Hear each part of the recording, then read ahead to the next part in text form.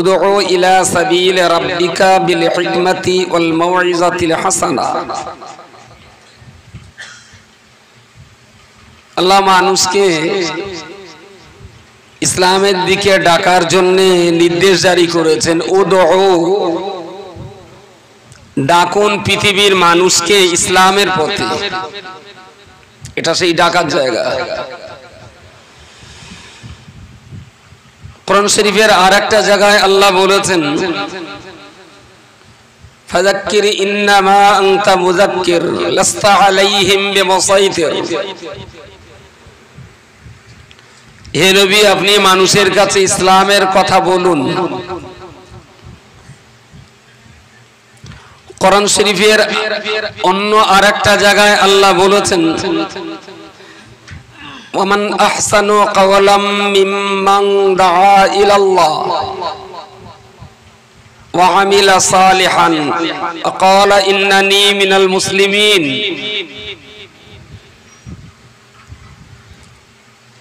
ওয়ামান আহসানু কাওলাম মিম্মান দাআ ইলাল্লাহ,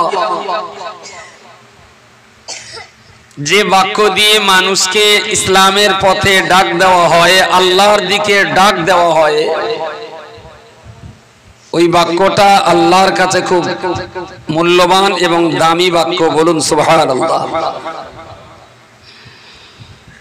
এখন আল্লাহ তো ডাকার জন্য প্রথম নির্দেশ দিয়েছেন তার নবীকে।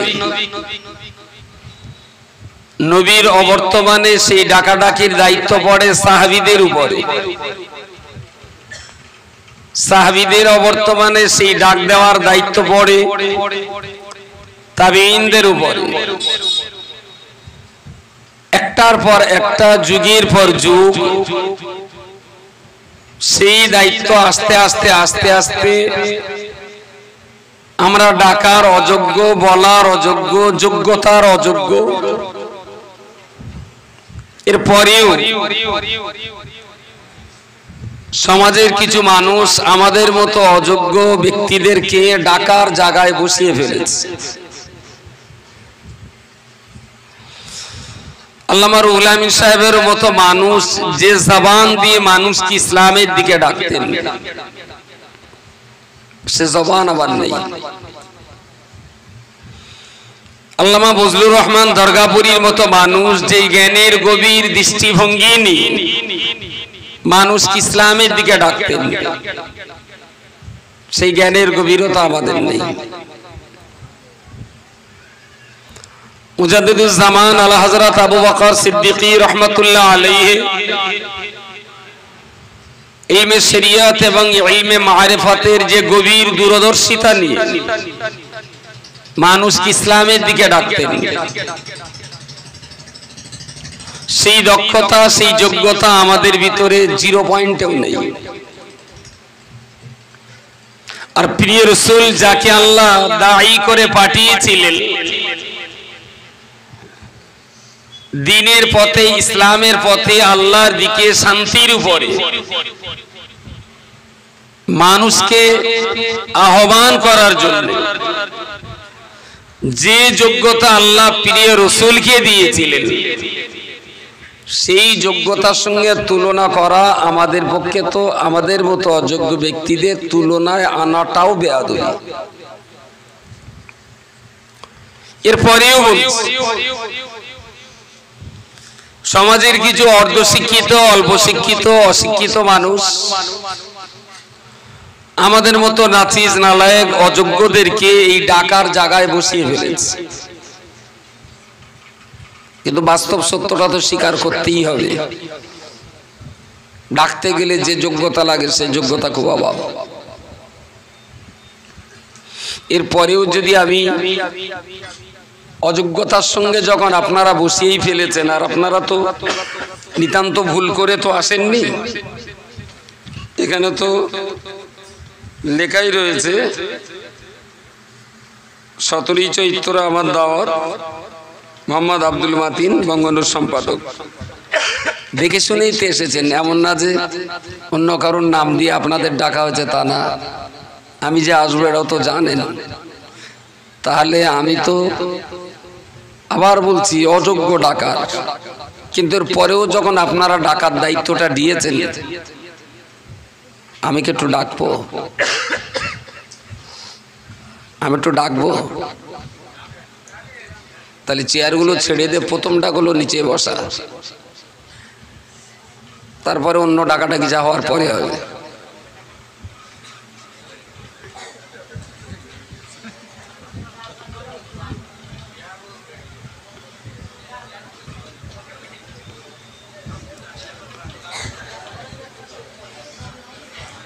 Please sit down, please. চেয়ারগুলো কেউ গুটিয়ে নাও। যাদের কোমরে বা হাঁটুতে কষ্ট আছে সেইরকম লোকগুলো চেয়ারে বসুক। যাদের কষ্ট আছে বাকি চেয়ারগুলো গুটিয়ে ফেলুন। হ্যাঁ হ্যাঁ কি ও সাড়া মারা আছে? তুমি বলার আগে বলেছি যাদের হাঁটুতে কোমরে ব্যথা আছে তারা অবশ্যই চেয়ারে বসবেন। বাকি চেয়ারগুলো গোটাতে কি হচ্ছে? তোমার কি হাতে পক্ষঘাত হয়ে প্যাকেটটা পেলে চেয়ার কটা গোছানো যাচ্ছে না? শুধু হুড়োনি বাটি, কাজের নামে অষ্টলম্বর।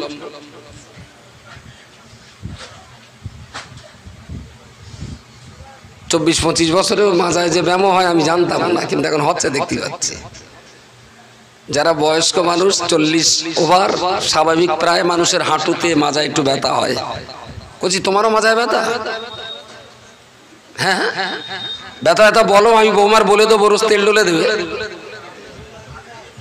হ্যাঁ ও গোগাতে এটা তো জানে চটের চেতে চেয়ারের দাম বেশি, ওটা তো ভালোই বোঝে। এমনি কিচ্ছু বোঝে না, কিন্তু বের কথা বললি সবাই হাসে। বসুন। একটা মজলিসের সৌন্দর্য না হলে না কথা বলে বসায় না। একটা ভাত খাবো তো থালা এদিকে উঁচু এদিকে নিচু, এদিকে টেবিল হবে না, সালা ভাত মাখাচ্ছে একদিকে যাচ্ছে দক্ষিণ দিকে, ওদের কথা বলে বসায় না। লোক লাগে না বেশি সভা করতে, পরিবেশটা লাগে। এদেরও সেরাম হুঁসতাল। এখানে খানিকটা ভর্তি, সামনে দেশে পাকা, এখানে সাংবাদিকদের ঠেলায় অস্থির। আমি লোক দেখবো না পাকা দেখবো। যেখানে ধসনা ঘূর্ণি পাতে জীবনের সামনে কোনো ঝামেলা রাখে? ধসনা ঘুষনির সামনে ঘূর্ণি বলে না কি বলে? ইন্ডিয়া বলে, ঘূর্ণি বলে, ধসনা বলে, দিক আছে। আর হ্যাঁ আপনার ধসনার সামনে যদি এরকম 3-4-12টা ফোঁটা পড়া থাকে, আপনি তুলে দেবেন না রাখবেন? কথা বলেন তুলে দেবেন, কিন্তু আমার তোলার নাই। এদিকে ডেকোরেশন, এদিকে সাংবাদিক, ওখানে পাকা, মাঝখানে একটুখান রাস্তা ফাঁকা আছে, ফের এখানে কারেন্ট শর্ট খাওয়ার লাইনও আছে। তার মানে পুরো আমার সঙ্গে আপনাদের একদম সেপারেট। আমি হয়ে গেছি রোহিঙ্গা আর আপনি হয়ে গেলেন বাংলাদেশ, মাঝখানে নদী, এপার ওপার যাওয়ার লাইন নাই। যাক বসেছেন, ধন্যবাদ, শুকরিয়া আদায় করছি আল্লাহর। অন্তত ছোট্ট কথাটা মেনে নিয়েছেন, তার জন্য আমি আল্লাহর কাছে কৃতজ্ঞতা স্বীকার করছি। আমি অযোগ্য হলেও কটা মানুষ অন্তত আমার একটা কথা রেখেছেন। পরের কথা বলছি,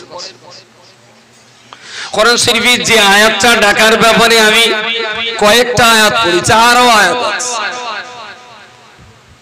আমি শুনেছিলাম খায়রুজ্জামান সাহেব, আমার আগের বক্তা, 9:45 তখন এরা ফোন করেছিলেন।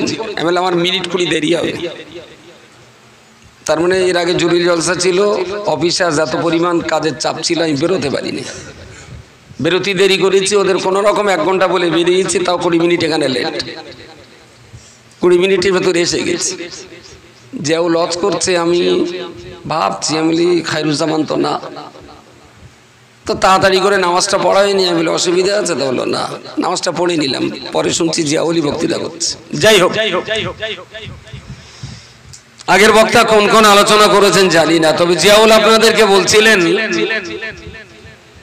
আল-ইয়াওমা আকমালতু লাকুম দীনাকুম ওয়া আতমামতু আলাইকুম নি'মাতি ওয়া রাদিতু লাকুমুল ইসলাম দীনা।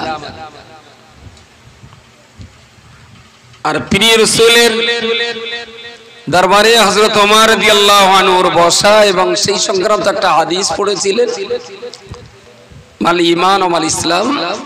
সুন্দর করে তিনি আপনাদেরকে কথা বোঝাচ্ছিলেন। তো আপনারা সম্ভবত ওর কথাটি গুরুত্ব দিয়ে শুনছিলেন না, তা বললাম আমি ইস্তেহারের বক্তা না, তাই সেটাও আমি শুনেছি। আসলে প্রথমত আমাদের জীবনের যেটা সবচেয়ে বড় অভাব সেটা হলেই যে ছোট্ট বয়স থেকে আমাদের ইসলামের সাথে সম্পর্ক তৈরি না করা।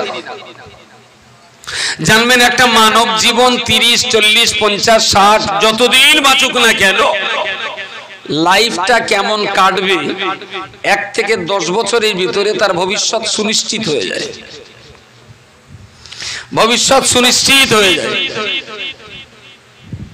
একটা খেজুর গাছে কি পরিমাণ রস হবে, গাছটা ঝোড়া হবে, তারপরে চাষ দেওয়া হবে, তারপরে নলনি হবে। নলনি বলে না কি বলে? প্রথম যেদিন ভাঁড় পাতে সব কি সর লেগে বাড়ি মনে হচ্ছেন কেউ জানেন আমি একা চাষার বাচ্চা।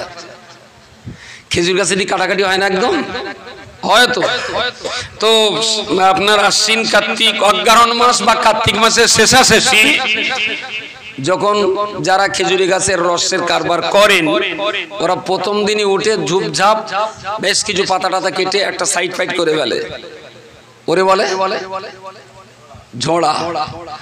তার সপ্তাহখানিক বাদে যে ভাঁড়টা কোন দিকে পাতা হবে সেই দিকটা একটু ক্লিয়ার কাট লাইন করে আসে, ওরে বলে কে চাঁচা বা চাঁচ দেওয়া। সেইটা একটু সুখরুখো না হলে আবার 4-5 দিন 6 দিন পরে এপাশ থেকে একটু কেটে প্রথমে নলিটুকে ভাঁড় পাতা হয়, ওরে বলে প্রথম দিন যখন ভাঁড় পাতে আমাদের বসে আর বাদুড়ের দিকে বলে নলেন, এদিকে বলে। ওই দিনই বোঝা যাবে যে এই সিজন ভোর এই গাছটার রস কি পরিমাণ হতে পারে, বোঝা যাবে না। প্রথম দিনই রসের কন্ডিশন দেখে তারপরের দিন হয়তো খোপও বাঁধতে পারে, তারপর দিন বড় ভাঁড়ও বাঁধতে পারে। প্রথম দিনই বলে দেবে যে এই গাছটা সিজন ভোর রসটা কেমন দেবে। তো একটা মানব সন্তান 0 থেকে 10 বছর পর্যন্ত মায়ের কোলে লুটুপুটি খায়। এই 10 বছরটাই হলো একটা বিল্ডিং এর ফাউন্ডেশন। মাটির তলায় তার যে ভিত তৈরি হয়েছে ওখানে কত সাইজের রড আছে, সিমেন্ট বালি স্টোন চিপের মাঝখানে সিমেন্ট কটার ভাগে 3টে একটা না 6টা একটা না 2টো একটা, এবং সেই ঢালাইগুলো কত গভীর থেকে উঠে আসছে। গ্রাউন্ড ফ্লোর থেকে first floor, second floor, third floor যেতে যেতে যদি 50 তলাও হয়, মাটি থেকে নিয়ে 50 তলা পর্যন্ত এই বিরাট বিল্ডিংটা বুকে নিয়ে দাঁড়িয়ে থাকে। যে ফাউন্ডেশন, যে ভিত, সেটা জগৎ দেখে না, সেটা মাটির তলায় ঢাকা থাকে। আমার কথা কি মাথায় যাচ্ছে? যে ভিত এই টোটাল বিল্ডিংটা বুকে নিয়ে, ভিত ভালো থাকলে 50 তলা, ভিত ভালো থাকলে 100 তলা। ভিত যদি ভালো না থাকে 2 তলায় অনেক সময় ঘর বসে যাবে। আর যে ভিতগুলো মাটির তলার, যে ভিতগুলো এই বিরাট বিল্ডিংটাকে বুকে করে নিয়ে দাঁড়িয়ে আছে, সেই ভিতটা কেউ দেখতে পায় না, ওটা মাটির তলায় আড়ালে থাকে। আসলে আমার এদিকে সবাই জিন্দাবাদ দেয়, মুফতি সাহেবের দিকে সবাই জিন্দাবাদ দেয়। মুফতি সাহেবের হাতে হাত দিয়ে মোসাফা করার জন্য মানুষ ঠেলাঠেলি করে, কিন্তু এই বিশাল বিল্ডিংটা দাঁড়িয়ে আছে আমার মায়ের কৃতিত্বে, আমার মায়ের ফাউন্ডেশনের উপরে। আমার মাকে কেউ কোনোদিন দেখার ইচ্ছা করে না।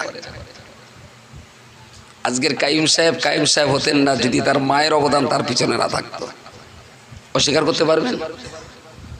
তো একটা লাইফ কিভাবে কাটবে, একটা মানব সন্তানের জীবন কিভাবে উন্নতিতে যাবে না অবনতিতে যাবে, অধঃপতন হবে না ঊর্ধ্বপতন হবে, সে ধ্বংসাত্মক চিন্তা নিয়ে চলবে না সৃজনশীল চিন্তা নিয়ে চলবে, তা মোটামুটি একটা বাচ্চা ফিট হয়ে যায় 10 বছরের ভিতরে।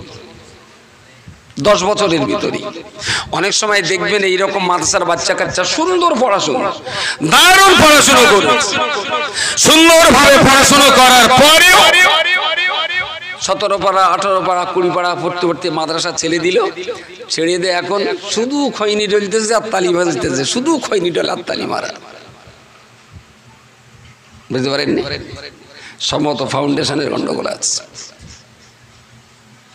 এই বাচ্চাগুলো 10 বছর পর্যন্ত যে সেবা, যে পরিষেবা, যে কন্ডিশনে, যে আদরে, যে যত্নে তাদের দেখভাল করা দরকার ছিল, সম্ভবত পিতামাতা সেই জায়গায় কিছু ফাউল করে ফেলেছে, যার জন্য বাচ্চাগুলোর ফাউন্ডেশন নড়বড়ি হয়ে গেছে।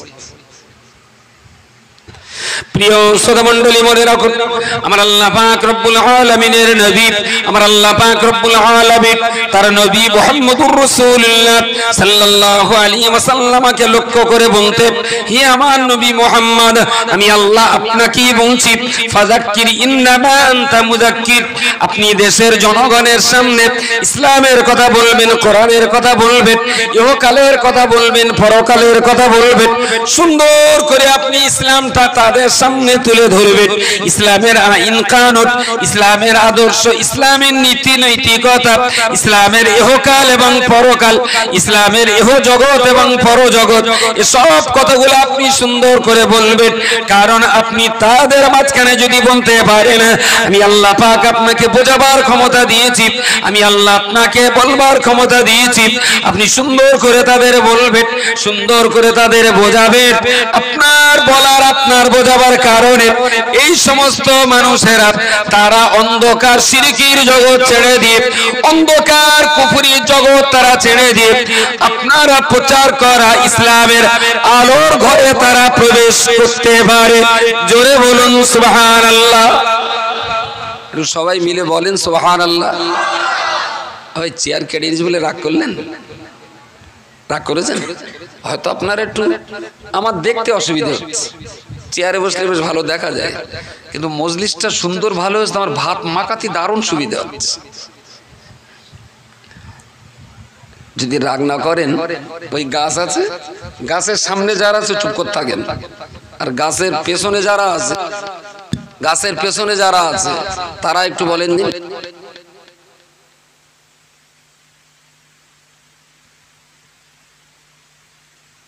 মাইকে আওয়াজ বেজতেছ তো, পেছনে বলে কিনা আমি শুনতেও পাচ্ছি না, সেই জন্য অফ করে শুনে নিলাম। একদম রাগ করেন না, আমি 1 ঘন্টা কথা বলবো, তার ভেতর 15 মিনিট তো বলেই ফেলেছি, আর 1 ঘন্টার কথাটাই আপনাকে শুনতে হবে, ক্ষতি করব না। আল্লাযী নাফসি বিয়াদি, এই কথাটা আমি বারবার বলি, আল্লাহর কসম, যদি আপনার 1 গাল খাওয়াতে না পারি, 1 গাল ভাত কেড়ে নেব না। যদি 1 ঢোক পানি আপনাকে নাও দিতে পারি, অন্তত আপনার কলসিটা আমি ছিদ্র করে দেবো না। যদি আপনার উপকার করতে নাও পারি, আল্লাহর উপরে আস্থা রাখতে পারেন, ভরসা রাখতে পারেন, আমি আপনার ক্ষতি করব না।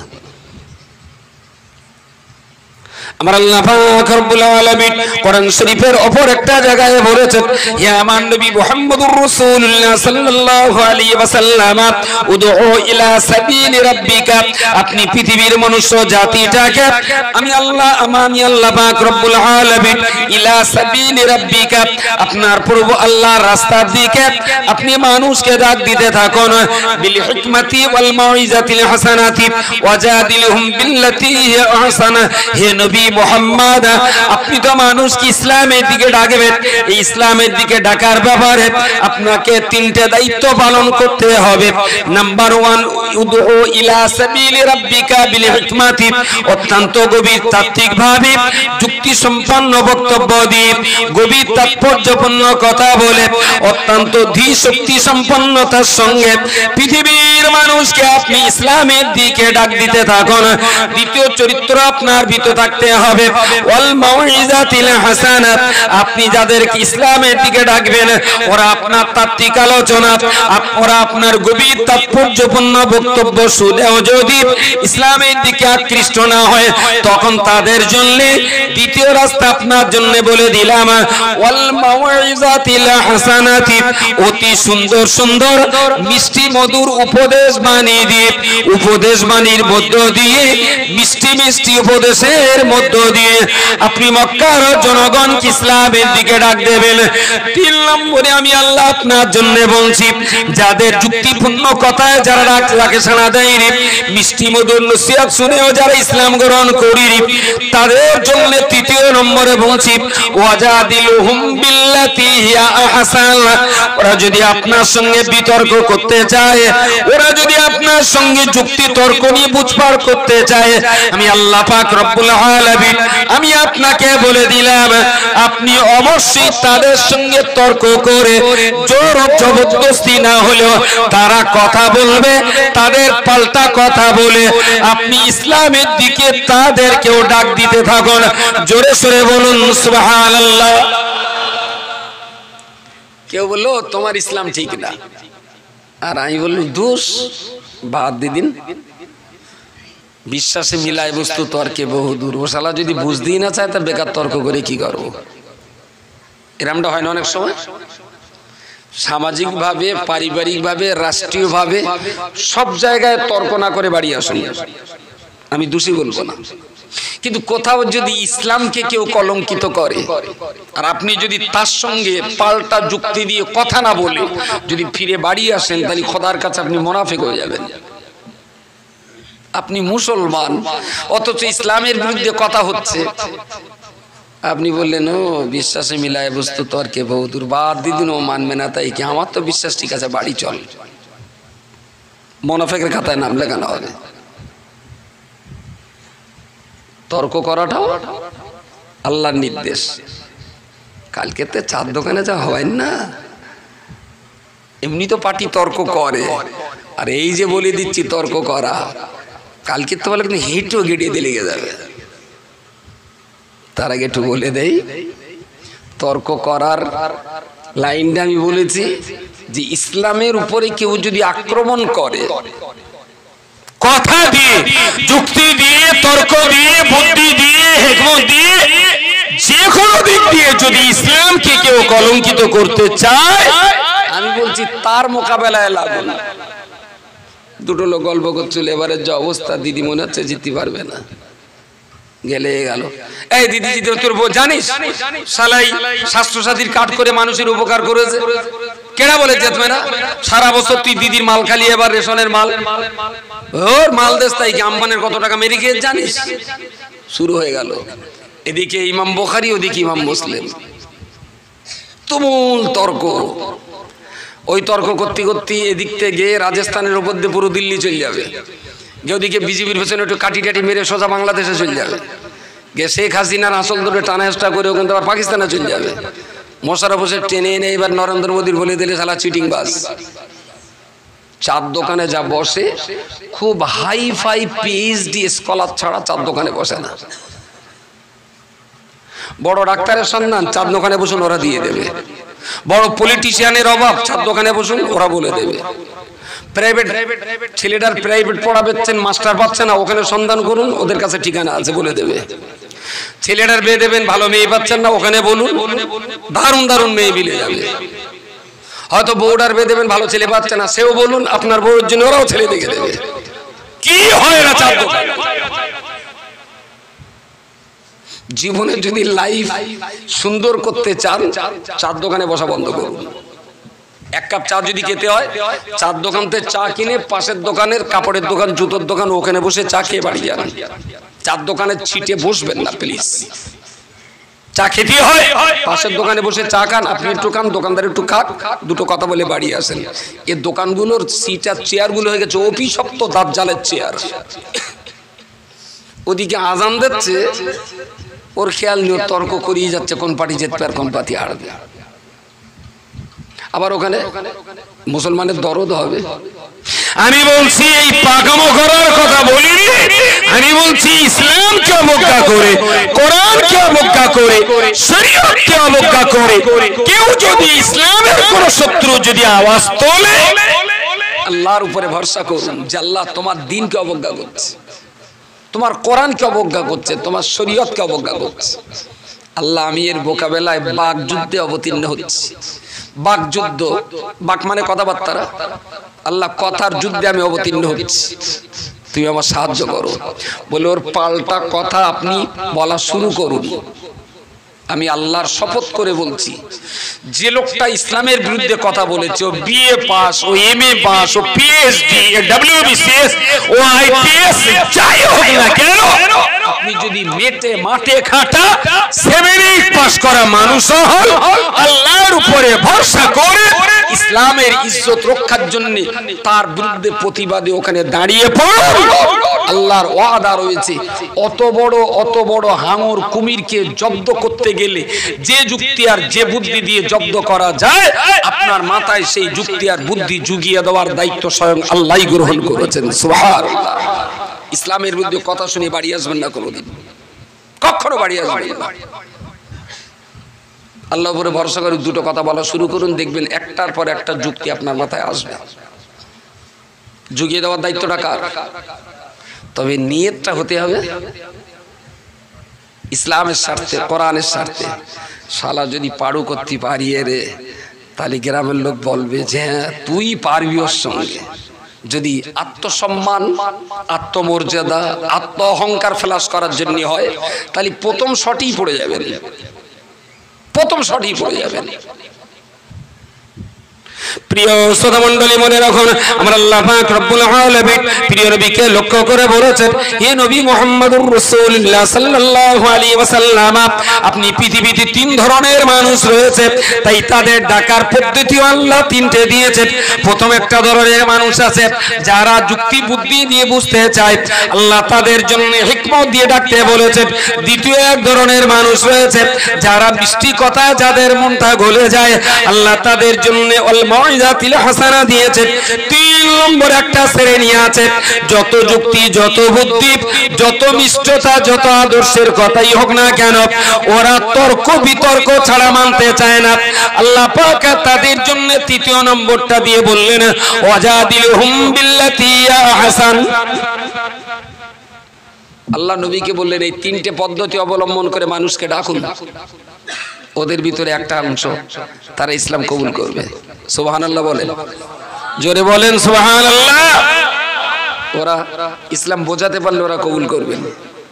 হুজুর আপনি বলুন, আপনি চুপচাপ থাকলে হবে না।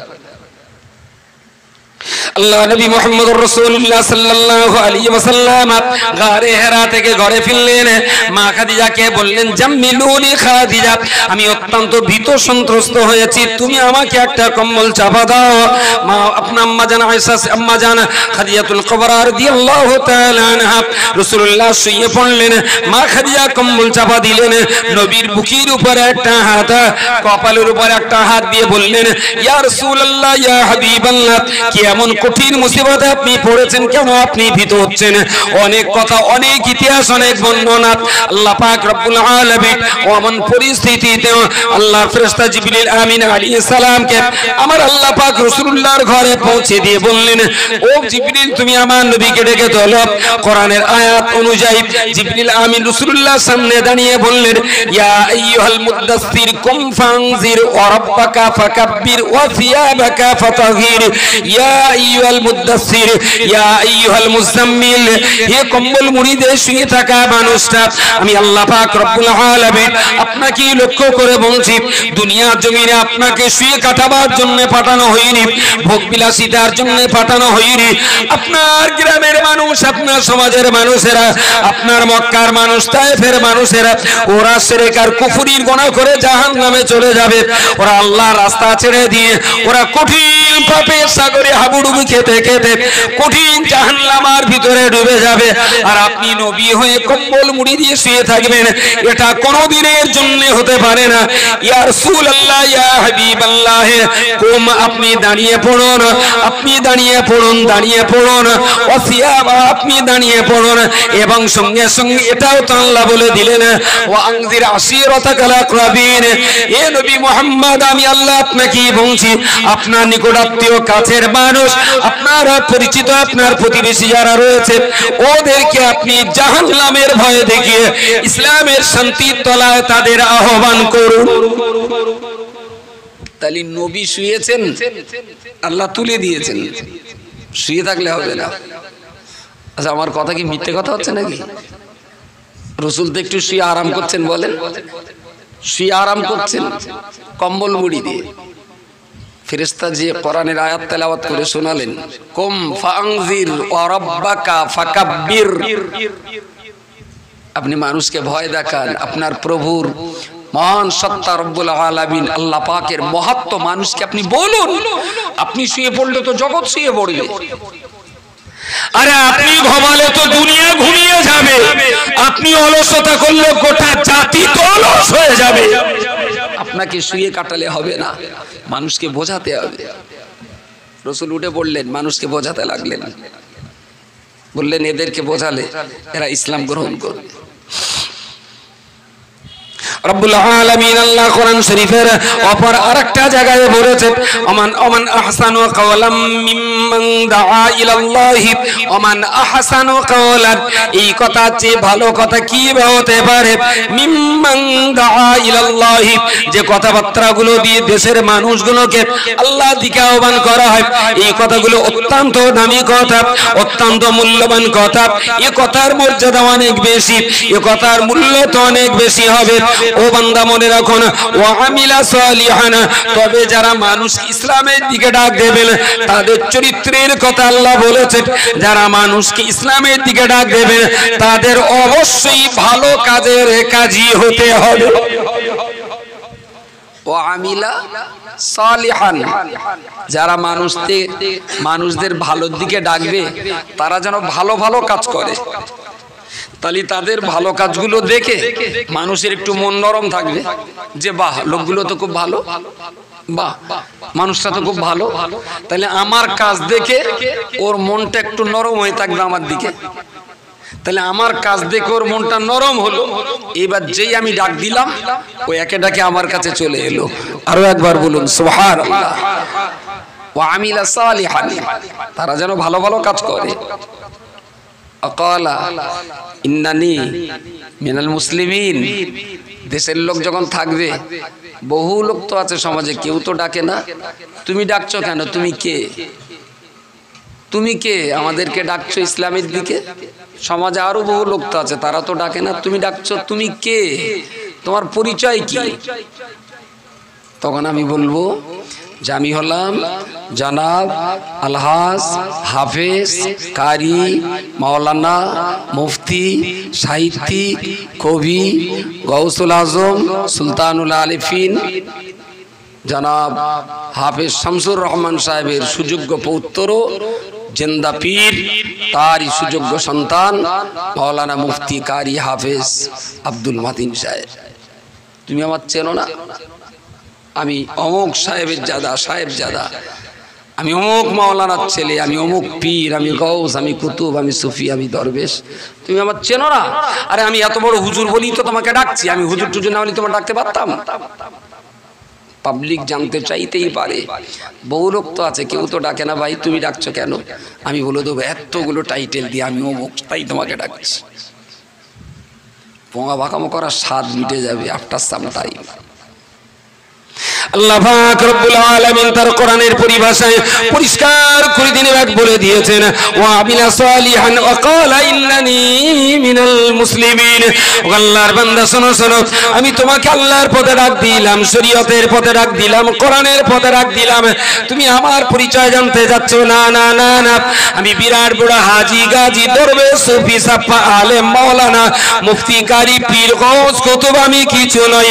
ক্বালা ইন্নানি মিনাল মুসলিমিন, আমি হলাম তোমারই মতো একটা সাধারণ মুসলমান। জোরে সোরে বলুন সুবহানাল্লাহ। ভাই তুমিও যা আমিও তাই, তবে তুমি হয়তো এটা জানো না, আমি এটা জানি, তাই তোমাকে ডাকছি। আমি তোমার চাইতে একদম আলাদা কিছু না। ওই রাস্তার উপরে শেষে সভা শেষ, দু একজন লোক সালাম মোসাফা করে, তো বলছে এরা সব কথায় তাহলে মোসাফা করতে, তাহলে চল আমিও যাই। তার ছেলেটা জিজ্ঞেস করতে বলি কেন বলতেন এ হুজুর? তাহলে এই হুজুরটা হলো জনাব আলহাজ হজরত মাওলানা মুফতি কারি সুফি দরবেশ শাহ সুফি সুলতানুল আরিফিন আব্দুল মাতিন সাহেব। বলতে ভাই থাকবে ওজনই, তাহলে আর মোসাফা করবো না। এত বড় হুজুর, সালা এমনি তো পাপ করে করে জাহান্নামে যাচ্ছি, তাইতে এবার বিনা ও যদি মোসাফা করে জাহান্নামে যাবো, থাকবে যা। বুঝতে পারেননি? অত গাদাকানি টাইটেল দিলি ছেলেপিলে আর ধারে পাশে আসে? 30 মানে আসবে না তো ভয় কি? এ তো বিরাট বড় হুজুর, এত বড় হুজুরের কাছে যাওয়া যায়? আরে আগে তোমার হুজুরগিরি ছোড়ো। ইন্নানি মিনাল মুসলিমিন। ভাই আমি আপনাদের ডাক দিচ্ছি, আমি কিচ্ছু না। মিনাল মুসলিমিন, তুমিও যেমন মুসলমানদের একজন, আমিও তেমন মুসলমানদের একজন। ও মনে ভেবে নিক, শালা এ হুজুরির গায়ে পা লাগলে আমার কোনো পাপ হবে না, এ হুজুরির হাত জোড়াতে গেলেও আমার কোনো অসুবিধে নেই, এর ঘাড়ের উপর দিয়ে লাফ মারলেও কোনো সমস্যা নেই। উঠুক না সে আমার ঘাড়ের উপরে, উঠুক না তার পা আমার হাঁটুই লাগুক, মারুক না একটা লাতিলে ওকে পা লাগুক, তাহলে সে মন খুলে আমার সঙ্গে মিশতে পারবে। আর যখনই সে মন খুলে আমার সঙ্গে মিশবে, আলহামদুলিল্লাহ, তখনই সে তো বুঝবে যে এইটার নাম ইসলাম। বাহ, ভালো তো। তাহলে আমাকে এরকম হতে হবে। আর টাইটেলের ঠেলায় যদি পাবলিক ধারে কাছে আসতে না পারে, তা মানুষটা হবে কি করে? আকালা ইল্লানি মিনাল মুসলিমিন। আফসাব যখন বলছিল না হুজুর কেবলা, হুজুর কেবলা, আমার বিরাট রাগ হচ্ছে, মনে হচ্ছে মাইকটা কেটে নেবো নাকি। হুজুর কেবলাটার নাম না সব সহ্য হয় না। তুই বল ভাই আব্দুল মাতিন এসে দুটো কথা বলবে, ফুল্ল আর মূল্য। বেশ কয়েকবার বলেছে, আমি শুনেছি, আমার কান ছিল ওদিকে, ভেতরে নাকি আমার একটা হচ্ছিল তখন। এরা তো সবাই জানলে মাতির হুজুর কেবলা হয়ে গেছে। এবার হাসরের মাঠে যখন আল্লাহ আমার বিচার করবে, এরা দেখবে এই দেশ আঙ্গা হুজুর ধরা পড়ে, এই দেশে তার অবস্থাটা দেখ, সে বিচারে উত্তর দিতে পারে না। বুঝতে পারেননি? মান সম্মান তো একদম পুরো ইজ্জতের চাকা পাংচার। ওরা জানুক তুই আব্দুল গফুর, আমি আব্দুল মাতিন, ও বুঝবে ও যা আমিও তাই, তাহলে ওদিন যদি ধরা ধরা পড়ি আর কিছু বলবে না তো, ও হতেই পারে ওরকম। আর এই যে পাম দেদে ঠুলে দেখছেন সপ্তম আসমানে, আর সেদিনকে যখন ধরা পড়ে যাবে পাবলিক বল, তখন বিরাট দেখ বলেই দে তুই বিরাট বড় হুজুর, কিন্তু ও তো কথা কতি হইতেস কেন? খবর তো খুব ভালো না তো। কালা ইল্লানি মিনাল মুসলিমিন। দ্বীনের যারা দায়ী হবে, ইসলামের প্রতি যারা আহ্বানকারী হবে, তাদের পরিচয় একটাই হওয়া উচিত যে তুমিও মুসলমান, আমিও মুসলমান, আমিও তোমার মতো একজন। এর অতিরিক্ত বাড়তি কিছু পাওনা নেই আমাদের। আল্লাহ নবীকে ডাকতে বলেছেন, নবী ডেকেছিলেন। তো সেদিন বেদিন যারা, কেউ ইহুদি, কেউ নাসারা, কেউ মুশরিক, কেউ পৌত্তলিক, কেউ মজুসি, কেউ অগ্নি উপাসক, তারা একদম যে ঘরে ছিল ওই ঘর থেকে বেরিয়ে তারা ইসলামের ঘরে ঢুকলো। তার মানে ওরা ঘর চেঞ্জ করলো, তাই না? ওরা ঘর চেঞ্জ করলো। ছিল কাফেরের ঘরে, ঢুকলেন ইসলামের ঘরে। ছিল মুশরিকের ঘরে, ঢুকে গেলেন ইসলামের ঘরে। ছিলেন ইহুদিদের ঘরে, ঢুকলেন তো মুসলমানদের ঘরে। তারা ছিলেন পৌত্তলিকদের ঘরে, ঢুকে গেলে একত্ববাদের ঘরে। আচ্ছা, এখন কি আমরা যে ডাকটা দিচ্ছি, আমাদের এই ডাক কি ঘর পাল্টানোর ডাক? কিছু মাথায় যাচ্ছে? আপনারা যে ঘরে আছেন, আমি কি ডাক দিয়ে ওই ঘর ছেড়ে কি আর একটা ঘরে ঢুকতে বলছি? চুপচাপ থাকা ভালো, তো এত ভালো তো ভালো না।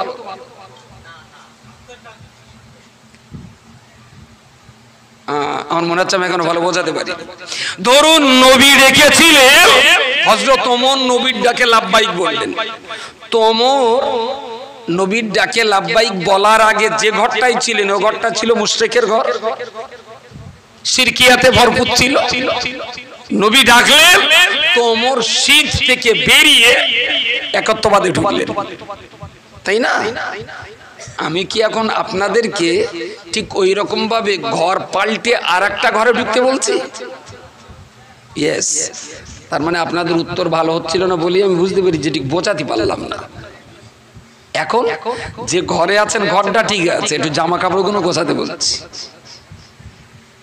নবীর দাওয়াত ছিল ঘর পাল্টানোর দাওয়াত, তাই না? তখন তো মুসলমানরা ইসলামের ঘরেই তো ছিল না, তারা ছিল তো বাইরে। নবী বললেন ঘর চেঞ্জ করো। আল্লাহ নবী মুহাম্মদুর রাসূলুল্লাহ সাল্লাল্লাহু আলাইহি ওয়াসাল্লামের হাতে হাত দিয়ে ইসলামের কলমা পড়লেন। হযরত সালমান ফারসি রাদিয়াল্লাহু তাআলা আনহু তিনি তো ইসলাম গ্রহণ করবার পূর্বে ইহুদি ছিলেন। হযরত আবু যার গফফারি রাদিয়াল্লাহু তাআলা আনহু, ফারুক আযম ওমর রাদিয়াল্লাহু তাআলা আনহু এনারা ছিলেন তো মুশরিকের ঘরে। নবীর কথা শুনে মুশরিকের শিরকের ঘর বাদ দিয়ে ঈমানদারের ঘরের ভিতরে ঢুকে গেলেন। ও আল্লাহর বান্দা মনে রাখুন, রাসূলুল্লাহ ডাক দিয়েছিলেন মারিয়া কি মারিয়া মারিয়া মারিয়া, সে ছিল তো খ্রিস্টানের ঘরে। নবীর ডাক শুনে খ্রিস্টানের ঘর ছেড়ে দিয়ে ঈমান আর ইসলামের ঘরে প্রবেশ করল। রাসূলুল্লাহ যাদের সামনে বোঝাচ্ছিলেন ওরা কেউ তো মুসলমান ছিল না, ওদের কারো ভিতরে তো ইসলাম ছিল না, ওরা সবাই ছিল মুসলমান। নবী আমার অমুসলমানদেরকে বুঝিয়ে বুঝিয়ে ইসলামের ঘরে ঢোকার জন্য আহ্বান করেছিলেন। আর আজকে আমরা ইসলামের দিকে যে ডাকটা দিচ্ছি, এই ডাক তো আপনার ঘর পাল্টানোর ডাক নয়, এই ডাক তো আপনার মৌলিক ঈমান পাল্টানোর ডাক নয়, এই ডাক তো আপনার বিশ্বাস পরিবর্তনের ডাক নয়, বরং যে আল্লাহর বিশ্বাসে আপনি রয়েছেন, যে নবীর বিশ্বাসে আপনি রয়েছেন, যে কোরআনের বিশ্বাসের ভিতরে আপনি রয়েছেন, আমি আপনাকে ডাক দিয়ে বলছি আপনার এই ঘরের ভিতরটাকে ঈমান ইসলাম কোরআনের আলোয় আপনি আলোকিত করে তুলুন। নবীর ডাক ছিল ঘর পরিবর্তনের ডাক, আমাদের ডাক ঘর পরিবর্তনের ডাক না, ঘরটা গোছানোর ডাক, ঘরের ভিতরটা সৌন্দর্য করার ডাক। আচ্ছা, বাইরের লোক যে ডেকে ডেকে বলবো, আমি নরেন্দ্র মোদীর বলতেই পারি যে তুমি কলমা পড়ে মুসলমান হও, আমি মমতা ব্যানার্জির বলতেই পারি আমি দিদি সেই তো কলমা পড়তে মনে মনে একটু পড়ে এলেন ভালো করে, যেন মরে গেলে আমরা জানাজাটা পড়াতে পারি, একটু মুসলমান হয়ে যান, বলতেই পারি, সে না পড়তে পারে। আচ্ছা, এমনি ভারতবর্ষে তো 18 কোটি মুসলমান আছি এখন, 18 কোটি। আল্লাহ গোনা ক্ষমা করুন, আর নামটাম একদম বলবো না। সোলাদানার কোন একটা ভাটায় বাবা মা থাকে, তারা দুজন হিন্দু, ওদের একটা ছেলে আবার থাকে নেড়ুলি ভাটায়, ওদিকাটা ভাটায় থাকে। এখন সেই ভাটায় কাজ কাম করে সব, একটা ছেলে একটা মেয়ে ওদের পছন্দ হয়ে গেছে, ওরা বিয়ে করবে, আমার কাজ গেছে। তার আগে 3-4 দিন ধরে আমার বলে রেখেছে ছেলেটা হিন্দু মুসলমান হবে, ছেলেটা হিন্দু মুসলমান হবে, ছেলেটা হিন্দু মুসলমান হবে। আমি এই যদি হয়তো ছেলেটা লিয়ে আয়, তারপর আমি কথা বলি। তাই নিয়ে সেইবার ছেলেটা লে যাওয়ানোর পরে বলতেছে এটা কেডা, তা বলছি মেয়ের বাপ। আমি মেয়ের বাপ মানে? আচ্ছা তুই বললি মুসলমান হবে, তা বলছি সেটা ওই 3-4 জন গেছে তো। তাই বললাম তুমি হিন্দু, তা বললে হ্যাঁ। তাই বলি মেয়ের বাপ মানে? তা বলছি এই লোকের মেয়ের সঙ্গে ওই ছেলেটার বিয়ে হবে, তাই মুসলমান হবে। শুনি না মনে হচ্ছে একটু ঝেঁটকে লেই ধরে। আমি কচি পড়াশোনা কি জানো? তাহলে তো আমি জীবনে স্কুলে যাইনি, জীবনে স্কুলে যাইনি। তার ভোটার কার্ড নি, তার আধার কার্ড নি, তার আই কার্ড নি, 22 বছর বয়স, কিচ্ছু নি তার। এখন মেয়ের বাপ, আমি বললি আর কি ছেলেটার কলমা কালাম আমার পড়িয়ে দিতে হবে, দিলি ও মেয়েটাও দেবে, বেপড়িয়ে দেবে, দেখ ঘর জামাই রাখ। তা আমি বললাম কচি সে নাই তোমার কলমা কালাম পড়িয়ে বেঁধে দিল, 2 দিন পর ধরো তোমার বউ মরে গেল, তুই কি মুসলমান থাকবে না আবার হিন্দু হবে? স্যার কিচ্ছু বলে না। বলে এই দেখ আইনে বড্ড ধরা পড়ে যাবো, তাই তা নইলে আমি না তোর যে পার্সটার জন্য লোকে বে দেয় এখানে ফেলে তোর পার্সটা কেটে দিতুম একদম, জীবনে যাতে আর বিয়ে করার নেশা না হয়। তার মানে মেয়েটার সঙ্গে প্রেম করে কলমা না পড়লে ওর বাপ দেবে না, তাই মুসলমান হবে। আচ্ছা এইরকম একটা বেরিয়ে কোনো লাভ আছে? আমার ঘরের ভেতরে যা রয়েছে তাই আমি মানুষ করতে পারছি না, আর বাইরের ওই ভেজাল ঢুকিয়ে লাভটা কি? হ্যাঁ, সে যদি হতো আবু বসিরের ছেলে আবু জান্দাল, সে যদি হতো রাসূলুল্লাহ সাহাবী হযরতে বিল্লাল জ্বলন্ত কাঠকয়লার আগুনে শুইয়ে দিলেও বিলাল বলবে পৃথিবীতে বাঁচতে চাইনি, তবে লা ইলাহা ইল্লাল্লাহর কলমা নিয়ে মরতে রাজি আছি। এরাম হলি তাইলি তো না বুঝতাম যে একটা রত্ন আসছে আমার ঘরে। ও কলমা পড়বে যদি বিয়ে করার দান দেয়, তা ছেলের মেয়ের বাপটারে মিষ্টি মিষ্টি করে দিল। জানি না জীবনে কোনোদিন ও আমার সালাম করবে কিনা, নাও করতে পারে, পথে দেখলে ঘুরে যেতে পারে। যার তার যা দিয়েছি আমি ছেলেবেলায় তুই হিন্দু আছিস হিন্দু থাক, আমি যদি কোনোদিন শুনিস তুই মুসলমান হইস তোর বলে আমি কোপাবো সেখানে ফেলে, হিন্দু আছিস হিন্দু থাক। সে ইসলামের কিচ্ছু জানে না, লেখাপড়া জানে না, বোঝে না, ইসলাম কারে বলে জানে না। গেছে মোট 4 জন আমার ঘরে, মুসলমান 3টের মাথা খারাপ, মাথা খালি, আর ওর মাথায় টুপি পরে গেলে গেছে। আলে এই যে আমরা তো লোকের মাথায় টুপি পরাই, আর তোরা আমার টুপি পরাতে এইছিস, এই জালিমান তোর গা 3টে পাকা মুসলমান, তোর গা মাথায় টুপি নেই, এর মাথায় টুপি লেছি কেন? এ তো হিন্দু ছেলে, এর মাথায় টুপি দিস কেন? আর কোনো কথা বলে না। তো আমার কাছে কথা হলো, ঘরের ভিতরে আমরা যে কটা মুসলমান আছি এই কটাই যদি ইসলাম ওয়ালা হতে পারি, सबक फिर पढ़, सदाकत का, अदालत का, शुजाअत का, लिया जाएगा तुझसे कम दुनिया की इमामत का। सुभान अल्लाह वाले अल्लामा इकबाल बोले थे, खिलाफत उमैया, खिलाफत अब्बासिया, खिलाफत আপনার ওসমানিয়া, এই সমস্ত খলিফাদের রাজত্বে কিভাবে তারা অর্ধেকটারও বেশি দুনিয়ার মাতব্বরি করলেন এই মুসলমানরাই। আমার এই দেশ ভারতবর্ষ প্রায় 1100 বছর রাজত্ব করলো মুসলমানরা। দেশে তখন অমুসলমানের বাস 100-এর ভিতরে 91, মুসলমান বাস করে মাত্র 9টা। औरंगजेब एका राजत्व करलेन 49 বছর। औरंगजेबर राजत्वे भारतवर्ष, अरे आजकेर भारत तो छोट हो गेছে, ये भारत तो विराट भारत। श्रीलंका, बार्मा, बांग्लादेश, तारपरे आपनार कि बोले भूटानेर एक अंश, नेपाल भूटानेर एक अंश, ओदिके आफगानेर एक अंश, ओदिके पाकिस्तान, और ये बर्तमान भारत, ये विराट भूखंड निये तखन एकटा देश। तारपरे तो सब टुकरो टुकरो हयेছে। आमादेर पूर्वपुरुषरा भारतके जोड़ाले गिয়েছিলেন, আর সমুদ্রে এসে শুধু ভাগ করে দিচ্ছে। नागालैंडे অটোমেটিক্যালি 15ই আগস্ট স্বাধীনতা দিবসের পতাকা ভারতে ওড়ে না নাগাল্যান্ডে, তারা অন্য পতাকা তোলে। ওরা ভারতবর্ষের পাসপোর্ট নেয় না, ওরা অন্য পাসপোর্ট তৈরি করা শুরু করেছে। অথচ আমরা বলছি নাগাল্যান্ড আমাদের ভারতের একটা অঙ্গরাজ্য। মোগল সম্রাট থেকে শুরু করে আরো যত মুসলিমরা এই দেশ শাসন করেছিলেন, সেদিন দেশে মুসলমান বেশি ছিল না। মুসলমানের সততা, মুসলমানের নিষ্ঠা, মুসলমানের আর আপনার ইনসাফ, মুসলমানের ন্যায় বিচারের কারণেই দেশের অমুসলমানরাই মুসলমান রাজা বাদশাদেরকে জিন্দাবাদ দিয়ে টিকিয়ে রেখেছিলেন। আরো একবার বলুন সুবহানাল্লাহ।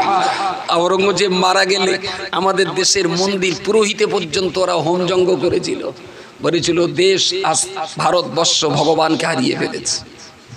औरंगजेबের মৃত্যুতে দেশের হিন্দুরা হাওয়াও করে কেঁদেছিল, আমাদের দেশের ভগবান চলে গেল। মানুষের মতো মানুষ যদি হয়, চালিয়েছে। সেদিন তো মুসলমান বেশি ছিল না। আজকে শুধু পশ্চিম বাংলায় তো আমরা 100-এর ভিতরে 28% মুসলমান। বাদশাহ औरंगजेब রাজত্ব করেছেন তো 100-এর ভিতরে 9% মুসলিম, আর আজকে তো আমরা 28% মুসলিম। আমপানের টাকার যা দুর্নীতি আর দুর্গতি হিন্দুদের ঘাড়ে চাপছে না মুসলমানের ঘাড়ে চাপছে? আমপানের টাকার দুর্গতি কাদের ঘাড়ে চাপছে? কথা বলেন, কথা বলেন। মুসলমানের ঘাড়ে বেশি যাচ্ছে। আবার 4-5টা মুসলমান, তাই নিয়ে আবার ভাইরা ভাইরা একটা দল, চাস্তবার একটা দল। চাচা এসে বললো মোনাফেক, ওর ডাকে যেও না। ভাই বুটে বললো আমার চাচা কাফের হয়ে গেছে, ওর ডাকে যেও না। বুঝতে পারেননি? ভাই পুয়ার চাচা দুটো সামলাতে পারে না, সে নাকি আবার দিল্লির পার্লামেন্ট ইসলামের পতাকা ওড়াবে। আমি সুমন্দি তোর বাড়িটাই তোল, তারপর তুই দিল্লির ভাবনা ভাববি। শেষ করে দিলে একদম। আর আমরা কিছু আছে দামড়া গরু, কিছু আমরা আছি দামড়া গরু। বললো তো ছুটে গেলুম, বিরাট বাবার হবে, কামাই ধরে দেবো একদম। কি করবা? তাহলে আমার আবার এমএলএ এমপি হবো। এতটা লোক আছেন তো কান ধরে আমি উদ্বোস করে বলছি, যদি নরেন্দ্র মোদী বলবে না কোনোদিন আমি জানি, কিন্তু যদি বলে যে ভারতবর্ষের প্রধানমন্ত্রী মাতিন সাহেব তুমি হয়ে যাও, আমি নরেন্দ্র মোদীর পায়ে হাত দিয়ে চুমু খেয়ে বলবো চালা, আমার কাজ নেই, এটা আমি অন্য লাইনের লোক, তুমি আমার একটা কোরআন দাও পড়িয়ে দেবো, আমার একটা হাদিস দাও বুঝিয়ে দেবো, মসজিদ দাও ইমামতি করে দেবো, ডেড বডি দাও জানাজা পড়ে দেবো, তুমি কাগজ কলম দাও কোরআন হাদিসের উপরে দুটো বই লিখে দেবো, তুমি আমারে বলো আমি একটা টাইটেল মাদ্রাসা তফসির পড়িয়ে দেবো, আমি যে লাইনের লোক কাকা আমার সেই কাজ দেন। পার্লামেন্টে লড়াই করার লোক তো আমি না, আমি উপজে দিলেও নেব না, আমারও যোগ্যতা নেই। শিক্ষিত সবাই ভাই, আমি কি একেবারে মূর্খ? কথা বলেন কথা বলেন। বসিরহাট হসপিটালে যারা ডাক্তারি করে ওরা কি একেবারে মূর্খ? ডাক্তারের যদি বলি তুমি একটু অস করো, আর ডাক্তার যদি বলে আমার মুসলমানিটা তুমি একটু দিয়ে এসো, ডাক্তারের এই কাটাকাটি কাজটাকে আমি করতে পারবো? আমার ওয়াজটা কি ডাক্তার করতে পারবে? কথা বলেন। তাহলে সব শিক্ষিত লোক সব কাজের জন্য না, প্রত্যেক শিক্ষিতর কোয়ালিটি আছে, আর প্রত্যেক শিক্ষিত মানুষের কাজের লাইনও আছে। আমি শিক্ষিত তাই বলে আমি পার্লামেন্ট চালানোর যোগ্যতা রাখি না, আমি শিক্ষিত তার মানে আমি বিধানসভা চালানোর যোগ্যতা রাখি না। ওর জন্য আলাদা লেখাপড়া শেখা লোক দরকার, তারাই করো। এখন এখন হচ্ছে কি হচ্ছে ঠিক এইরকমটাই, যে গরু জবাই করে, একটা গরু জবাই করলে অন্তত 3-4 কিলো রক্ত বেরোয়, আর গলাতে এপার ওপার পুরো ফাঁক করে ফেলে গরু জবাই করে। কত দেয় এখন গরু জবাইতে? বলো বলো, পার পিস কত? 40-50, 100 টাকাও দেয়।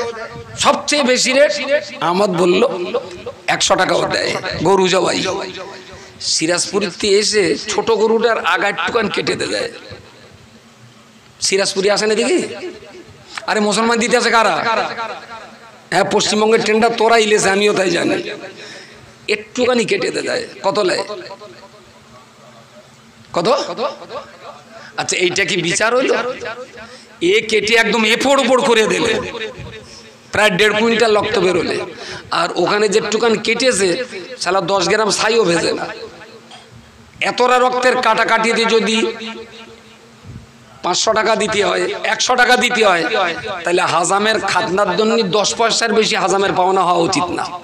ঘোড়ার ডিম একটুখানি কেটে এত টাকা লিবি কেন? আঙ্গা গরু কষায় দেখবেন কত কেটে 100 টাকা লেছে। এখন যে কটা কষাই ছিল আমাদের দেশে, টুপিওয়ালা দাড়িওয়ালা কষাই করার, যে কটা বলবো না, কটা কষাই আছে, ওরা দেখলো সালা মুসলমানি দিয়ে একটুখানি কেটে এত টাকা, আর আমরা এত ফেড়ে ফেলে দিয়ে একটু টাকা, চল সালা আমরাও কষাই হবে। যারা ছিল কষাই ওরা এখন হচ্ছে হাজাম। এখন কষাই শুরুতে এত বড় বড়, হাজামের শুরুতে একটুখানি। এখন এখানে কার্তিকে যদি কষায় ছুরি চালায়, সালা নুনু কাটার আগে তো উরত কেটে শেষ। আমাদের দেশে যে কটা আবার লেগেছে না, আবার লেগেছে, আসলে কষাইগিরি করে ভালো পয়সা হচ্ছে না, হাজাম বলি পয়সা ভালো হবে। কারণ হাজামে অল্প কেটে লাভ বেশি, নেশার ঘরে সেখানে ছুটে যাওয়া, স্বাদ মিটে যাবে, বুঝবি চাচি বেলা হলি দাঁড়া, একটুখানি অপেক্ষা কর, আফটার সাম টাইম। আমি বলছি আমার যোগ্যতা আছে, যে লাইনের যোগ্যতা ভাই সেই লাইনের কাজ দে, আমি আমার জায়গায় 1 ইঞ্চি ছাড়বো না কারোর জন্য। আমারে বক্তৃতা করার যোগ্যতা আছে, মাইক চালাও। আমার যদি নরেন্দ্র মোদী, অমিত শাহ, মমতা ব্যানার্জি, সোনিয়া গান্ধী সবাইকে বসিয়ে দেব, আমার বক্তৃতার জায়গায় 1 ইঞ্চি আমি তাদের ছাড়বো না। এটা তো আমি জানি, এটা তো আমি বুঝি, এটা তো আমার ক্ষেত, এটা তো আমার খেলার বাউন্ডারি, আমি 1 ইঞ্চি জায়গা ছাড়বো না। ওদের হিম্মত নেই আমার ভুল ধরে দেওয়ার। কিন্তু ওরা যে জায়গাটায় চলে, আবার ওই জায়গাটায় আমি তো বোকা, বলেন ওই জায়গাটায় আমি তো বোকা ভাই, আমি তো ওই লাইনের লোক না। হ্যাঁ, ওই লাইনের যারা যোগ্যতা আছে চলো, তারা কাজ করুক। পৃথিবীর 1 লোক তো সব কাজ করবে না, যার যোগ্যতা আছে তারা কাজটা করুক।